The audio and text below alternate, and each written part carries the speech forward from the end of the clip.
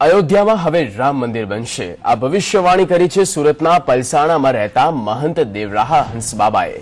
મૂળ ઉત્તર પ્રદેશના અને પલસાણાની મુલાકાતે આવેલા હંસબાબાએ અયોધ્યામાં ભવ્ય રામ મંદિર બનવાની સ્ટીક ભવિષ્યવાણી કરી। બાબાએ અત્યાર સુધીમાં કરેલી તમામ ભવિષ્યવાણી સાચી પડી હોવાનો દાવો કર્યો। જો વાત કરવામાં આવે બાબાએ કરેલી ભવિષ્યવાણીની તો અયોધ્યામાં રામ મંદિર બનશે અને ભારતમાં રામ રાજ્ય સ્થાપવાની ભવિષ્યવાણી હંસબાબાએ કરી છે। આ સાથે જ તેમનું કહેવું છે કે રામ મંદિર ઝઘડાથી નહીં પણ તમામ લોકોના સહકારથી મંદિરના નિર્માણની વાત કરી। આગામી સમયમાં ભારત વિશ્વની મહાસત્તા બનશે અને ભારત અને વિશ્વમાંથી આતંકવાદ સંપૂર્ણપણે નાબૂદ થવાનો પણ દાવો કર્યો। ભારતમાંથી આતંકવાદ નાબૂદ થયા બાદ અમન અને શાંતિ સ્થાપવાની પણ ભવિષ્યવાણી કરી છે। જો બાબાની ચૂંટણીલક્ષી ભવિષ્યવાણીની વાત કરવામાં આવે આગામી સમયમાં ગુજરાતમાં યોજાનાર વિધાનસભા ચૂંટણીમાં ભાજપને પૂર્ણ બહુમત મળવાની ભવિષ્યવાણી કરી।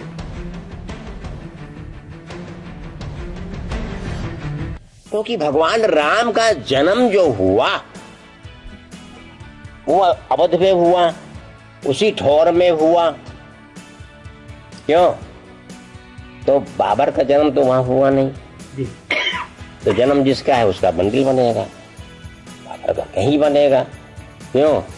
कहीं भी बना दो, अयोध्या के है वही तो बोल रहे हैं सब। हाँ, कहीं भी बना दो, दूर बना दो, ऐसा रहेगा।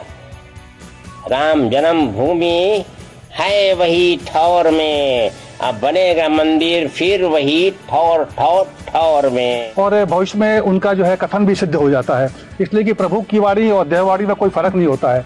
सिद्ध और प्रभु दोनों की वाणी एक ही होती है, एक ही वाणी एक ही ऊर्जा होती है। तो जो ये कहते हैं वो भगवान का जो कथन हो जाता है। इसलिए जो राम मंदिर का प्रश्न है ये आगे बनने वाला। ये देवराह बाबा जो थे वो बहुत पहले ही जो है अशोक जी सिंघल को बता चुके थे कि आगे राम मंदिर बनेगा, और ये भी बता चुके थे कि सबके सहयोग से बनेगा। हिंदू, मुस्लिम, सिख, ईसाई और यहूदी जितने भी यहाँ पे हैं लोग, ये सब मिल के प्रेम से ये सारे मिल के मंदिर बनाएंगे। પલાસાણા તાલુકાના લીંગડ ગામે આવેલા મહંતે આ પહેલા પણ કેટલીક ભવિષ્યવાણી કરી હતી તે સાચી પડી હોવાનો દાવો કર્યો છે। જો વાત કરવામાં આવે હંસ બાબાની ભૂતકાળમાં કરેલી ભવિષ્યવાણીની, તેમણે અમેરિકામાં વર્લ્ડ ટ્રેડ સેન્ટર પર હુમલો અને ભારતની સંસદ પર હુમલાની ભવિષ્યવાણી કરી હતી। આ સાથે ભારતમાં નોટબંધીની પણ સૂચક અનુસાર આપ્યા હોવાનો દાવો કર્યો। તેમણે યુપીમાં બીજેપી ભવ્ય જીત પર દાવો કર્યો હતો।